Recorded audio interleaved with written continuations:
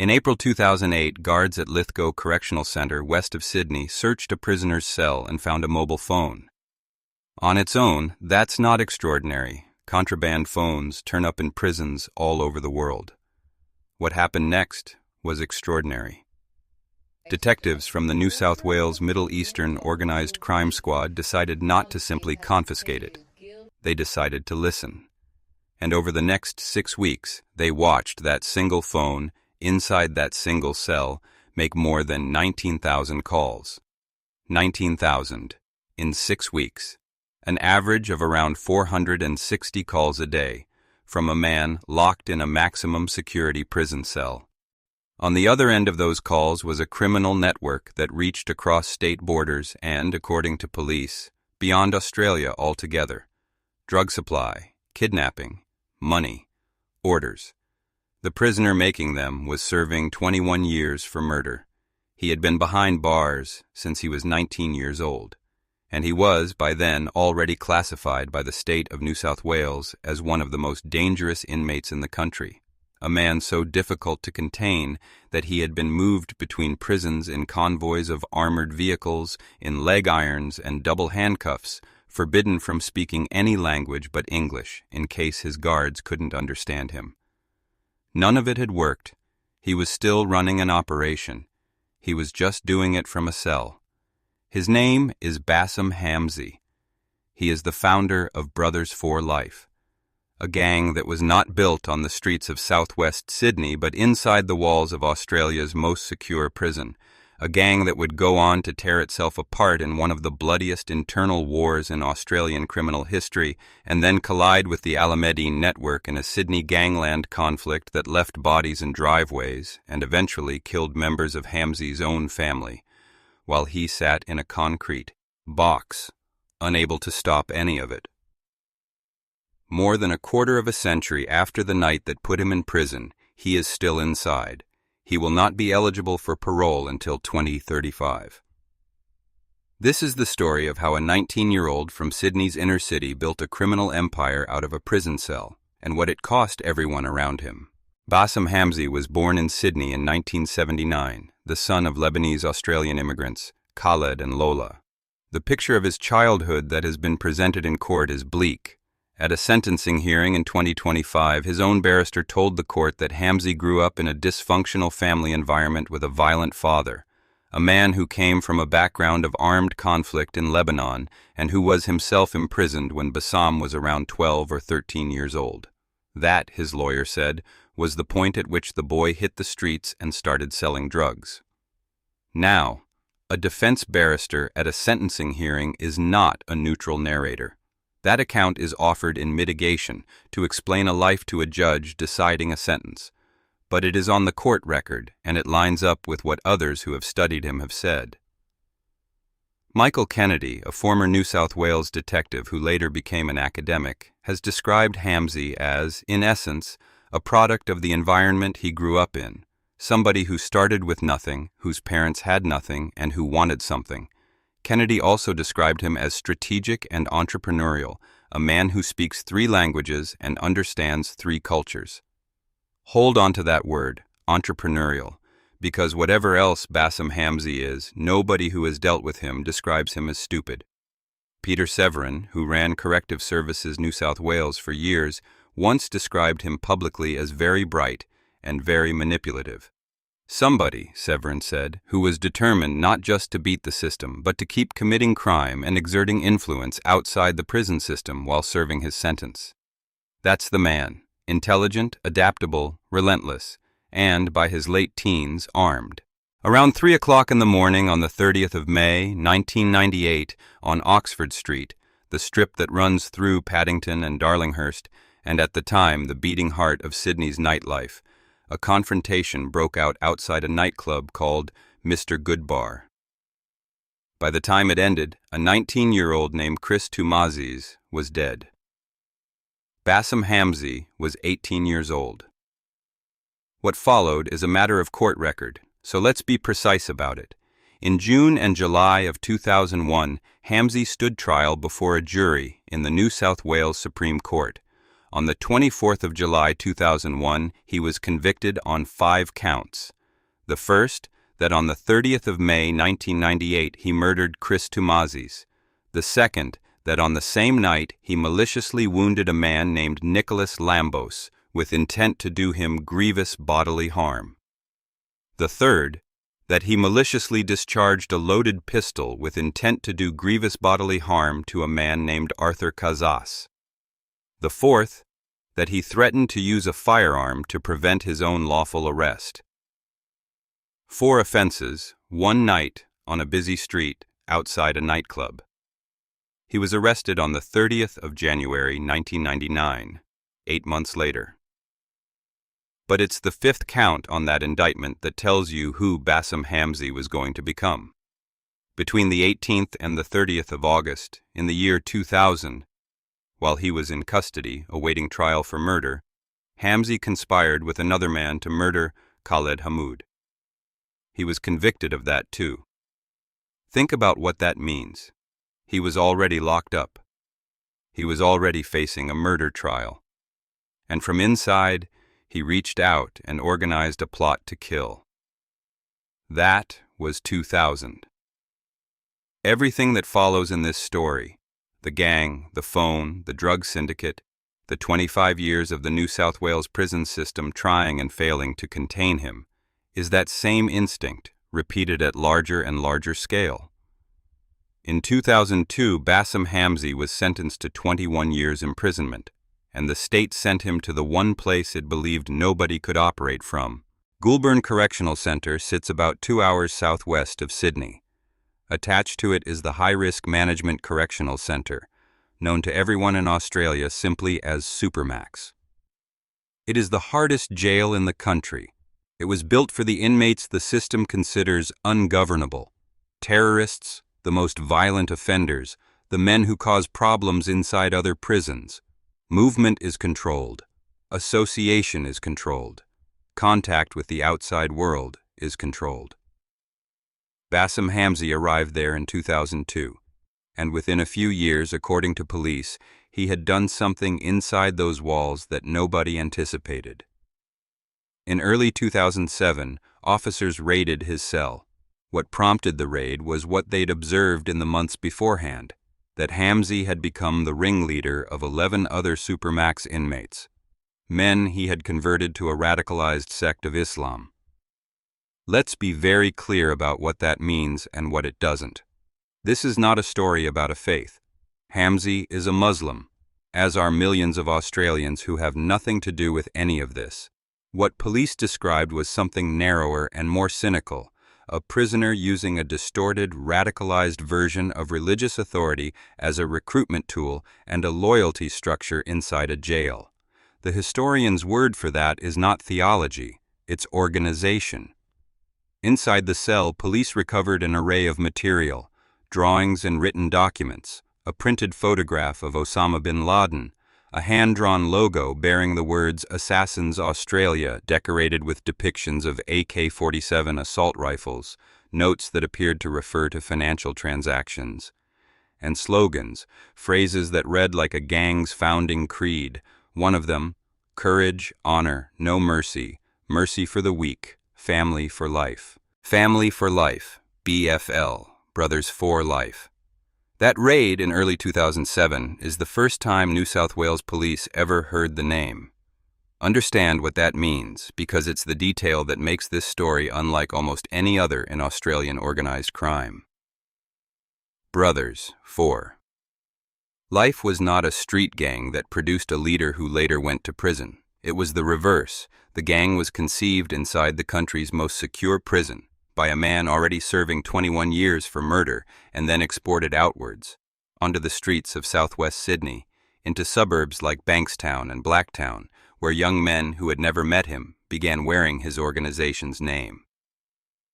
Hamzy was placed in isolation, and in April 2007, the New South Wales government moved him out. The transfer, in the early hours of the morning, was conducted in a convoy of specially secured vehicles from Goulburn to a high-security prison at Lithgow, west of Sydney. He was placed in leg irons and double handcuffs and dressed in restrictive bright orange overalls. He was classified as an extreme high-security risk. Face-to-face contact with visitors was forbidden. Any visit he was allowed had to be conducted through a bulletproof screen, and he was banned from speaking any language other than English, after reports that he had been concealing the meaning of his conversations from the guards listening to them. That is close to the maximum a democratic country can do to isolate a human being. It held for about a year, which brings us back to where we started. In April 2008, a mobile phone was found in Bassam Hamzy's cell at Lithgow Correctional Center. Detectives from the Middle Eastern Organized Crime Squad began monitoring it, and between the 1st of May and the 11th of June 2008, a period of about 6 weeks, that device made over 19,000 calls, around 460 a day, roughly one call every 3 minutes around the clock. This was not a prisoner phoning his family. This was a switchboard. What police say they found on the other end was a criminal operation being run in real time from a prison cell, a network whose associates cut across state lines and, according to investigators, reached internationally. Drug supply, kidnapping, the movement of money, instructions. The consequences arrived in court.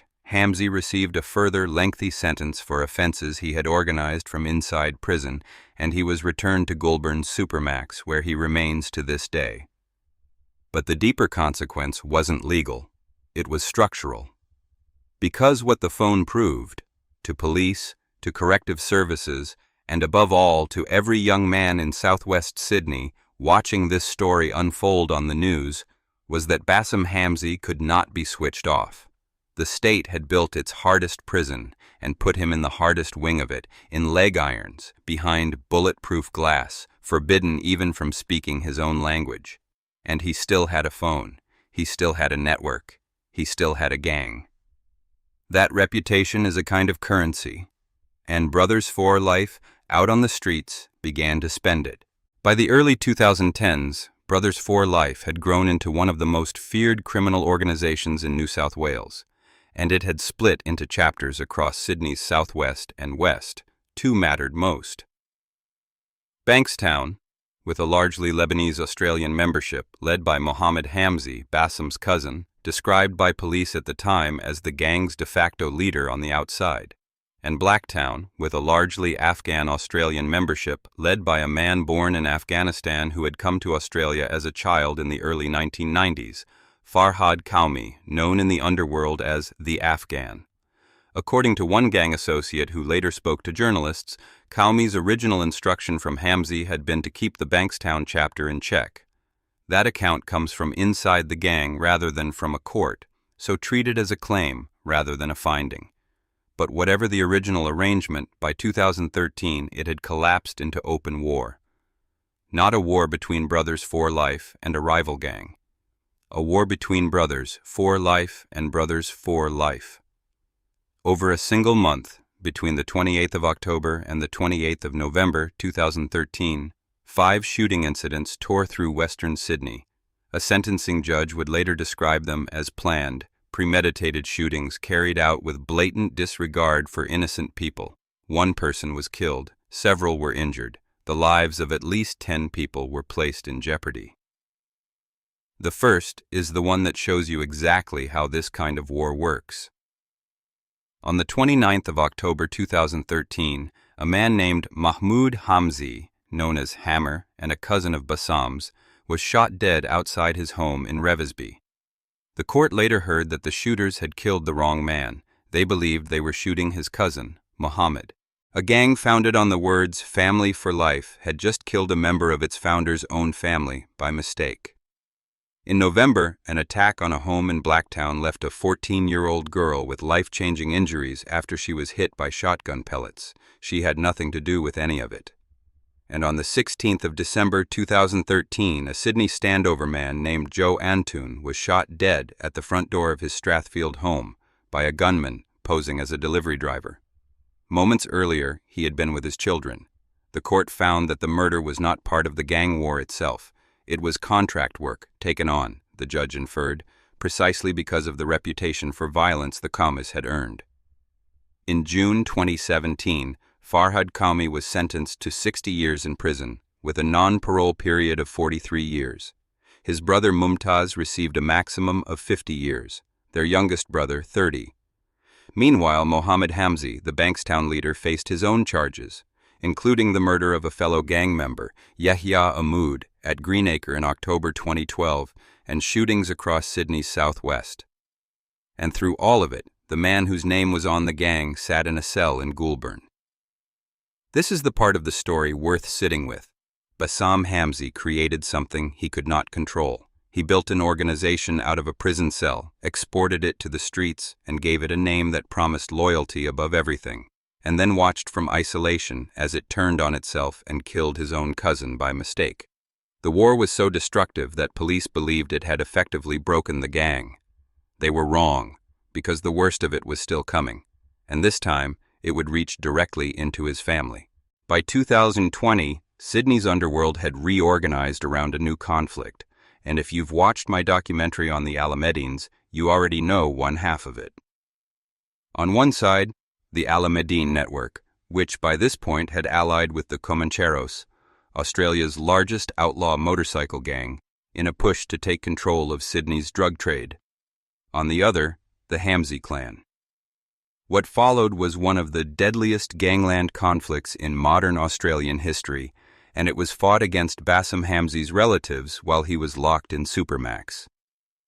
On the 19th of October 2020, Majid Hamzy, Bassam's younger brother, was shot dead outside his home in Condell Park. On the same morning, the home of the family's matriarch, Maha Hamzy, was sprayed with bullets. It was not the first time. She had survived an attempt on her life back in 2013, an attack in which the suspected gunman was a man known in the underworld as the Executioner, Hamad Assad. Assad himself was killed in 2016, and Majid Hamzy was believed by police to have been behind that killing. Read that sequence again because it's the whole logic of a blood feud in 4 sentences, an attack on the mother, a revenge killing years later, and then, 4 years after that, the man believed responsible for the revenge killing is shot dead outside his own house. On the same morning, his mother's home is shot up again. It kept going. A teenager, Salim Hamzy, and his father Tufik were gunned down in their driveway. In November 2020, a cocaine shipment reportedly worth around $100 million went missing, leading to a kidnapping. And in January 2021, a man named Mustafa Naiman was shot dead in a car park in Hurstville. He had no connection to any of this. Police believed a member of the Hamzy clan was the real target. New South Wales police responded by establishing Task Force Erebus and by using controversial new POW. Airs allowing the search of serious drug offenders without a warrant. But the wall of silence held. As one senior detective put it at the time, police were not getting an enormous amount of help from people in that world. By 2022, of 5 murders within the Hamzy family and its circle, 4 remained unsolved. And this is where the story stops being about a criminal mastermind and starts being about consequences. Bassam Hamzy built an organization designed to be feared. He named it for brotherhood. And in the end, the war it was part of took his brother, put his mother's house in the sights of gunmen twice, and killed a teenager from his extended family in a driveway, while he was in a concrete cell 2 hours away, with no way to intervene at all. Whatever power he had built, it could not protect the people whose name he had built it on. So where does that leave Bassam Hamzy today? Still in Supermax, still, by every account, refusing to be contained. In late 2017 and early 2018, while serving his sentence inside the High-Risk Management Correctional Center, Hamzy supplied more than 450 grams of methamphetamine. He was convicted of it. He was also convicted of knowingly dealing with the proceeds of crime through calls made from Supermax to his own former lawyer, who has since died. Read that again. He ran a commercial drug supply operation out of the most secure prison in Australia, a decade after the phone in Lithgow, having spent the entire intervening period as one of the most closely monitored prisoners in the country. He has also, from that same cell, become an unusually persistent litigant. He has run civil proceedings against the Commissioner of Corrective Services over what he describes as the inhumane conditions of his confinement. He has sued over being denied access to a laptop to prepare his own court cases. And in the end, he got the laptop. In 2020, he brought proceedings claiming his religious freedom was being denied because he was prohibited from speaking Arabic in jail. And he has lodged a claim against the state of New South Wales and its police force, alleging they failed to prevent his brother's assassination, despite knowing about the plot for more than a week beforehand. Reporting has also described an extraordinary catalog of business ventures pursued from inside the cell: resorts, importing sneakers and exotic fruit, bathroom accessories, property development, nightclubs, bottled water, agriculture. That is either the profile of a man rebuilding himself as a legitimate businessman, or the profile of a man who has simply never stopped operating. Which of those it is depends entirely on who you ask. In February 2025, at a sentencing hearing in Sydney's Downing Centre District Court over the Supermax drug supply, his barrister argued the first case. Hamzy, the court was told, had changed. Brothers 4. Life, his lawyer submitted, was apparently no longer operative, and Hamzy was not pursuing involvement in any such group. He had turned his mind to lawful business and had deterred former members from pursuing criminal activity. His lawyer also made an argument that deserves to be taken seriously, whatever you think of the man. The conditions Hamzy had endured since being sent to Supermax, he said, were akin to torture, probably the strictest and most onerous conditions of any prisoner in New South Wales. And it was remarkable, he told the court, that Hamzy had not gone insane. More than 2 decades in the most restricted custody in the country. That is a genuine question about how a democratic state punishes people, and it doesn't stop being a genuine question just because the person asking it is a convicted murderer. By then, Hamzy was 46 years old and had spent a quarter of a century in custody. He will not be eligible for parole until June 2035, and whatever sentence he received for the drug offenses was expected to begin at that point, and prison has not made him safe either. In August 2025, CCTV footage emerged of Hamzy being ambushed and stabbed inside the state's highest security prison. The man who built a reputation on being untouchable had been attacked in the one place designed to make attacks impossible. Meanwhile, the organization he founded has proven harder to kill than his lawyer suggested. Reporting indicates that since 2024, Brothers for Life has been active in Melbourne, a city, as anyone who watched my last documentary knows, with more than enough underworld problems of its own. It's tempting to tell this story as a legend, the gangster so dangerous that Australia's toughest prison couldn't hold him, the man who ran an empire from a concrete box. That version is exciting, and it's the version that gets him respect from exactly the young men who should be learning the opposite lesson. So let's finish with the actual arithmetic of Bassam Hamzy's life. He has been in custody since he was 19. He is now in his mid-40s. He will be in his mid-50s before he can even apply for parole, and that's assuming nothing else is added. That is essentially an entire adult life spent inside, most of it in conditions his own barrister compared to torture. Chris Tumazis was 19 years old, outside a nightclub on Oxford Street, and has been dead since 1998. The gang he founded on the promise of brotherhood shot his cousin dead by mistake, put a 14-year-old girl in hospital with life-changing injuries, and killed a man at his own front door while his children were home. The war his family ended up in killed his younger brother, shot up his mother's house twice, and left a teenager and his father dead in a driveway. Most of those murders have never been solved. And an innocent man in a Hurstville car park, Mustafa Nauman, was killed for no reason at all except being in the wrong place. That's the empire. That's the ledger.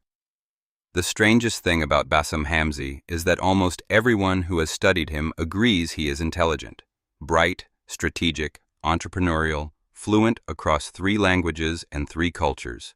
Give that man a different set of streets at the age of 12 and you get a very different story. Instead, we get this one. An unusually capable man who spent his whole adult life proving he could beat a prison system and lost almost everything and everyone in the process of proving it. He is still in that cell today. And the war he was part of, out on the streets of Sydney, has never really stopped.